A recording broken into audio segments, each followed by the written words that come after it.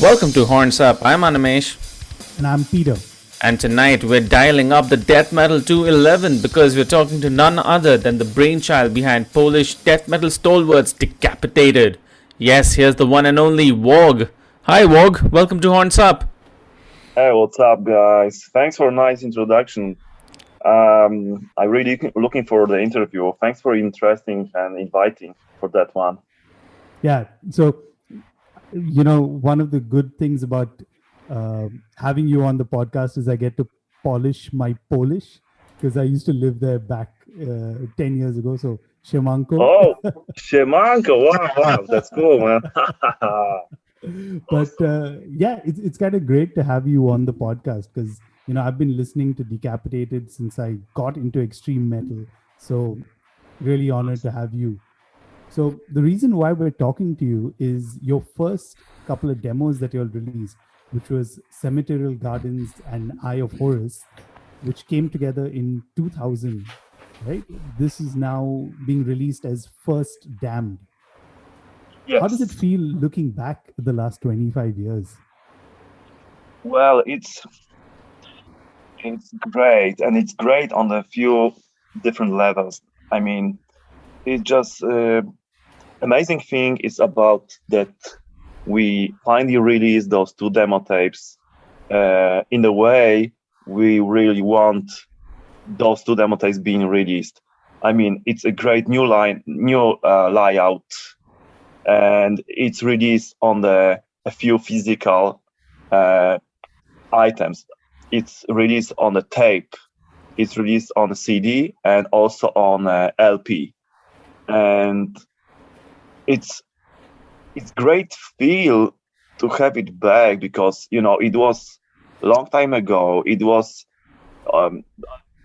almost 25 years ago, I have to say, because we started this band in 1996, and those two demo tapes are representing our first steps ever, being in the studio, being in a band, playing metal music all together in the band in the first lineup. So it means a lot for me to have it to release those two demo tapes again, and because it's all released by Nuclear Blast Records, it's incredible thing. And I just received this delivery from Nuclear Blast today. So I open it and I see the LP, and I was like, wow, this has really happened. Like, I will never expect that in 1997 or 1998 that it's gonna be released in this way by one of the biggest label on the music metal scene these days, and on the LP and on CD and stuff like that. So it's amazing. It really means a lot to me. It brings my memory back to beginning of the band when we started, when we've been teenagers, and the best times ever. So. Yeah. So I'm so glad that you mentioned that because I want to take you down on a nostalgia trip for the next few questions. Sure. The band started this is the history. We were going through history, right? The band started when you were 15 and your brother, the late Vitek, was only 12 at that time. Mm-hmm. Take us back to that time. I mean, what were your plans and ambitions when you started out? Oh, well, to be honest, we didn't have these big ambitions to become a huge metal band, well known over the globe or something like that. Our ambition was just to have fun by playing music, and because we love to play on guitars, on drums, and we've been really influenced by our favorite bands like Metallica, Sepultura, and Morbid Angel, and we've been trying to play like our idols, and we just have pure fun for doing that. I remember I spending hours after school just sitting in my room and jamming on guitar together with the tape, with the music coming from the tape, and that was everything to me. Like on the beginning, like I just love to play guitar and I love to listen metal music. So when we start the band, it was idea of our singer who became with the band name as well, and he asking me in school once, like, do you think we can maybe create a band? And I have a band's name already, Decapitated, and I was like, why not? So that was how it started, and the best thing was that every Tuesday in every week we jammed together for about 2 or 3 hours. And that was our. We didn't think about like what to do with that. We've been just jamming that, and we had fun to jam together, talk about music, smoking cigarettes and stuff like that. That was all to us. And then our bass player, who joined us after a few months, Martin, I talk about Martin, he brought idea about to go to the studio and record our 4 songs, because we already create the first 4 songs. So he was the another one that another day, after 1 year of the band exist, he asking me if maybe we should go to the studio to record it. I was surprised because I didn't plan that, and I said, yeah, that's amazing. That's amazing idea. So we did it. We finished the school, and it was vacation, and we go for these 3 days to Sanok, which is a place. Is a town about 1 hour by train from our hometown, Krosno. So yeah, we went there and we recorded first demo tape. So you listed all the bands that you guys were listening to, but when you were recording your demos, whom were you trying to sound like? Oh, this time when we started recording the demo and when we started the band, I was really influenced by death metal bands like Morbid Angel, Vader, D-Side, Cannibal Corpse, Malevolent Creation, and this kind of death metal school. Most of the bands from 90s Florida death metal scene, plus European death metal scene like Pestilence, Vader, Bolt Thrower, Napalm Death, and things like that. And that's why, because we started a band in the certain time that we've been all influenced by death metal, and a little bit also with black metal bands like Emperor, like Crate of Filth, Emperor, Dimmu Borgir, and things like that. That's why we came to the point that we start to represent this kind of style, like a kind of melodic, brutal death metal. So, your demos were released at a time when, if you have to look back at history, right, metal was losing popularity around the world. What was it like back then in Poland? We're talking like 96 to say about 2000. Yeah, that's true that especially death metal losing the popularity, because as everyone know, the most popularity was in actually beginning of 90s and mid 90s. Yeah. And being close to the 97, 98, 99, it was something like it goes down with the amount of the people, all the shows and stuff like that. But we as a kids, like we we growing there. We just start to grow. Like we've been between 12 and 15 years old in a band when we started. So for us, everything was just started, was just the beginning. We didn't know about, and we didn't actually care at all, like how many people going for the shows or stuff like that. We didn't know. Our whole world was our hometown, which was like Wow. 50,000 people south of Poland, and we didn't go outside too much because we've been too young. We've been still kids in the school, Yeah. just listening metal and trying to create a band. So we've been influenced by all the bands, but we didn't know what's going on the world. To be honest, we think like we seen some of the posters, or we seen the it was called flyers, like small stickers Yeah. with the bands on tour, Yep. stuff like that. So we see these like lineups like Immolation, Vader, Cannibal Corpse tour, and for us was huge. And we just dream about.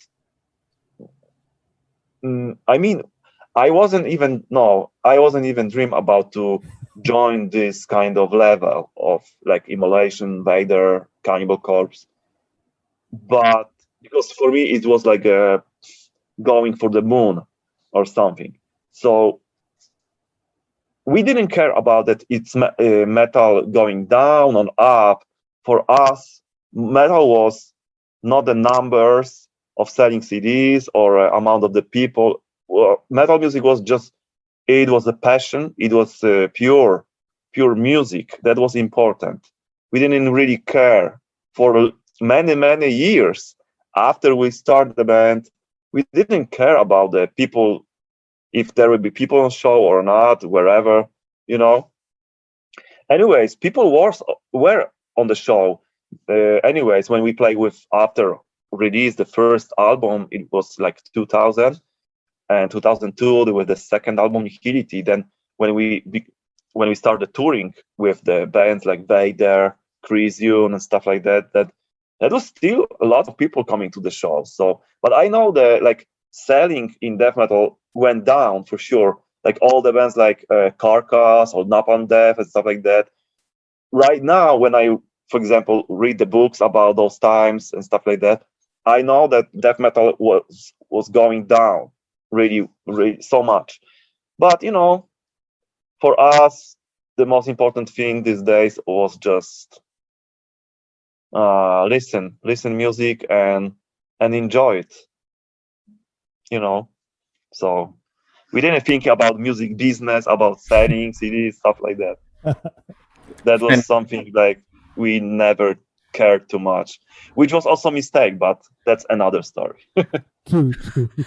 but I'm glad you brought that up because what you just spoke, right? It gives us kind of it paints a picture, right? The songs on First Damned, and the re-release of the album again, it kind of paints the picture of the band's journey coming full circle because this album, this collection of songs, these demos, they'll take old fans back to the start, and they'll also help new fans kind of understand how the band started and the origins of the band, right? So Exactly.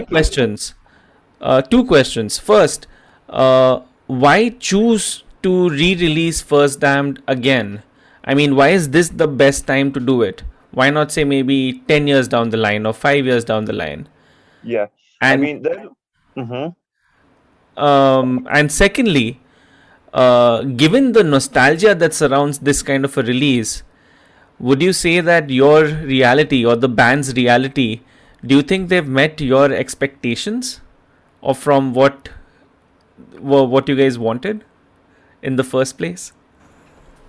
Well, I first of all, it's nothing like perfect time to release those two demo tapes. I think every year, or like if we will release these demo tapes 5 years ago, or 5 years since now, in the future, doesn't matter. I think, and our goal, and talking about the second, answering for the second question about this nostalgia thing, that it's kind of our goal indeed, like to show our fans how we started and how we've been sounding on the beginning, from where we come from, what are our roots, and we've been trying to bring those old times, releasing those 2 demo tapes, old times for the people that maybe are younger than we are right now, and they maybe started to listen metal right now, or they start to listen Decapitated since last album or last two 3 albums.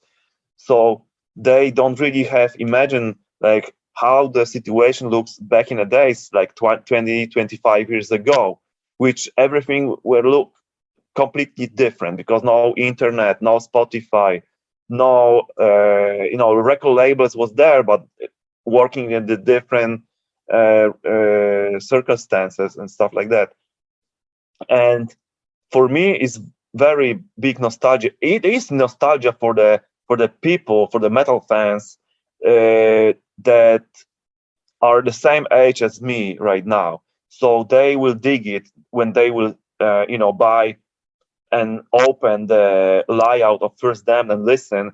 They will be for sure, they will feel some kind of past in those recordings. Also, important things, we didn't mix it again, or we didn't do any other mastering. We didn't try to make those demo sounding better at all. Like, I think some of the bands these days doing that, because today everything is sounding way better than before, back in the days. And why we're releasing right now, I mean, we finally have the opportunity to do that, because the important thing is that, like, we get the rights for those recordings coming back after the years for the band as well. And also because we don't have rights for our first 4 albums, and on the first album, Winds of Creation, there you guys you have almost all songs from our first demo tapes. So at least the band can release those demo tapes with all songs from first album in the original versions from the demo, which is still, for someone who know the first album songs, this gonna be really, really interesting for the hearing that stuff for the first time ever, from the versions like we just created and we go to the studio and record and nothing changes. There was no addition, no trying to copy paste or cover the mistakes, anything like that.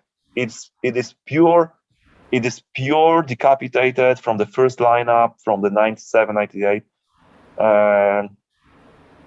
And I think it's a really, really interesting thing for the new and old fans of the band as well. Oh, definitely. So because I was kind of on the beginning of this, when the idea of re-releasing those demo tapes come on the table, I was kind of skeptical about to do that, because it's all mistakes, it doesn't sound that good and stuff like that. And I was thinking, like, why? Maybe it's not the best idea to show these recordings for the people, because maybe new fans will not understand, like we can create wrong vibes, wrong, if someone will hear that for the first time, like someone is going for Spotify and hear as the first time ever Decapitated, like, songs from this demo, and he don't realize maybe, like, this is from 25 years ago. And what then? What will happen? Like what's this, man? But when I was listening again, especially the second demo, Eye of Horus, I was kind of like, shit, it's actually sounding really cool, man. And it doesn't sound that bad, or I mean, I was impressed. I was impressed listening to that because it's so fucking technical. It's so fast and crazy that is when I imagine like those kids back in the days, like 15, 14 years old, recorded stuff, then I'm like, wow, that's amazing. Yeah, if a band today was to come out with those kind of songs without bearing the name Decapitated on it, they'd probably be YouTube sensations or something, because they'll surely would have filmed themselves with a cell phone camera or something of that sort, right? Yeah, Because the raw talent on display is like, woof, mind blowing. I know. I think I should do a few. Yeah, it was crazy, but that's the power of being young. You know, you are strong. You have all this power, and you wanna crush as much as possible, and show the whole world how good you are, how technical you can be, and stuff like that. So As fast, as brutal as possible, huh? exactly, yeah. So Awesome. that's how it was pretty much back in the Right. days. So let's transition from this whole nostalgia phase. At this point, we'd like to play a song from First Dam. Which one should we play and why? I like all of the songs, but maybe you guys can play the first the nine steps song. I have some kind of sentimental. I remember creating these songs, and when I create, you sometimes when you create a song, you have this good good flow to Mm-hmm.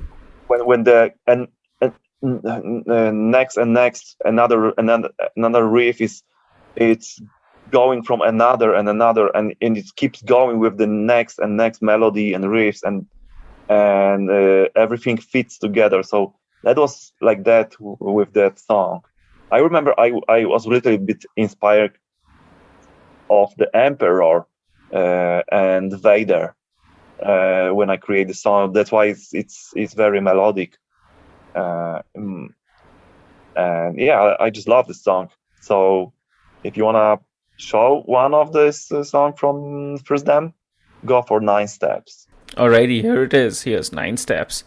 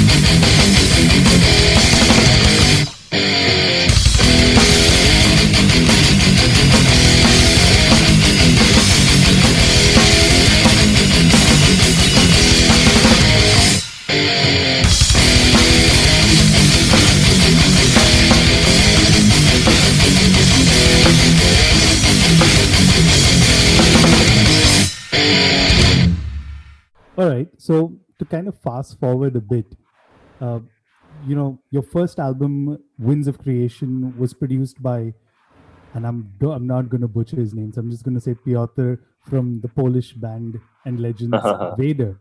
Now, Yes. a little bit earlier, you talked about, while y'all were growing up, you never wanted to be, or you never imagined being at the same level for them.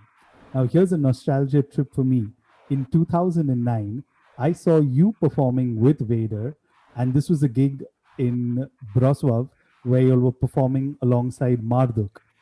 Do you remember that time? Because you Yes. toured with them for a couple of years. And what was it like now, all these years later, performing alongside Vader every No, day? that's that's life. How weird life can be and surprising that you dream about to go for the show on your favorite band and then you are playing with this band on the same stage. So it's amazing feeling. Of course, it's incredible feeling. I was really happy to have this opportunity to join Vader. I didn't spend much time with this band because it was like maybe a year and a half playing shows with them, and but it was amazing. I have great feelings because I love the songs, so I knew all the songs almost before I joined the band. I knew how to play those materials, especially for the older albums, and it was amazing. I have a great time playing with them. Yeah. Awesome. And, for some of our listeners here in India, they would remember you performing with Decapitated at the Deccan Rock in 2011. This was in Hyderabad. So, Yeah. what are your memories from that show here in India? The first memory is that was so fucking hot. Yeah. It was peak summer also. It was so hot that when we play sound check about, I don't know, 1 p.m. or something like that, it was full sun going from the sky, and almost I remember that we have all the towels on the heads, towels, lots of water, drinking lots of water. But I remember that was so hot that even I think our cables started to like melt with the hot. Yeah. So we've been just do the sound check and we disappear from the stage because it was. But I remember that show was great and people was really enthusiastic about the show. It was just like a little bit too long distance from the stage to the people, and I don't know why it was like that. But then we spent some time after the show talking with the fans, drinking beers, and it was really cool. Really nice experience, really good show, and we have just a great time. I remember that. I wish to come back. One day. I seen also, I not that long time ago, I seen documentary of Meshuggah playing in India as well. Yeah, that And was it was awesome. really cool. Okay, so you guys have announced a short tour next month, right? In Poland? Yes. Well, what are you most looking forward to in that? Like, are you really like prepping yourself to, okay, we're gonna hit the stage again? Yeah, it will be brutal because after more than 1 year going to the stage is like, holy shit, what am I supposed to do right now? Mm-hmm. I think we need to make rehearsals, prepare band to come back with all equipment and with all the set lists and stuff like that. So I'm busy with that right now. I currently trying to complete the set list for the show and all equipment and schedule for rehearsals with the band, and let know to the crew members as well, like what's going on. But that will be good opportunity to come back. I don't know how those shows will look like because it still will be a restriction of COVID restriction. So It will limited be capacity. limited capacity, but we're looking for those shows very much because we miss to play live, and it will be good occasion to to a little bit coming back from the other side and come back all together on the stage with the band and start to play, and hopefully everything gonna come back soon with the shows. And yeah, I'm sure everyone in Poland is looking forward to that. So, it's been 4 years, and I can't believe that it's been 4 years since Anti-Cult released. So, I know this is something you must be asked often. So, I have two questions for you. First is that one of the observations I've made listening to your music post Carnival is Forever is that, you've added different elements like groove and stoner rock vibes to like your overall sound in death metal. yes. What's the new material going to sound like? And second is, when can we expect to hear it? Okay. So new album will be released on the beginning of 2022. And probably we're gonna release, that's for sure, we're gonna release a few new songs this year, probably after summer. Mm-hmm. Probably maybe about 3 new songs gonna be released after the summer in this year. Right now we finish in 3 weeks. We're gonna finish tracking album, and it will be ready for mix. So it's almost done. And how will be about how will sounding? It will be surprising because it will be turning back to fast, brutal songs, and really like 70% of the album will be really brutal and fast and full of blast beats and double kick and stuff like that. But it will be a few songs that will be also like kind of groovy, like a little bit reminiscence for the last 2 or 3 albums, but still it's gonna be melodic, very emotional, sometimes even like sad, but you will see. But it most of all, it will be punch in the face so much. So it will be surprising for the people that think that we will gonna continue Anti-Cult or that mantra. Okay. It will be different. It will be more aggression and more violent and just so what do you more have to say powerful. To someone who? So what do you have to say to someone who's expecting a Nihility 2.0? Oh, Nihility. Okay, I don't know how much will be together with Nihility in here, but it will be technical as well. Maybe you can find some elements from Nihility album as well. Maybe some organic hallucinosis element as well. It will be like some little bit kind of like the best of Decap album, Fantastic. Can't wait to hear it, because you certainly seem to have a plan. Yeah, this sounds great. I don't know. I didn't plan that much. I mean, it was like idea behind before we start to create the new songs, that it need to be punching, and the fact it need to be death metal again. It need to be, just fucking like, let's come back with the destroy the doors from the kick, from the leg. Mm-hmm. And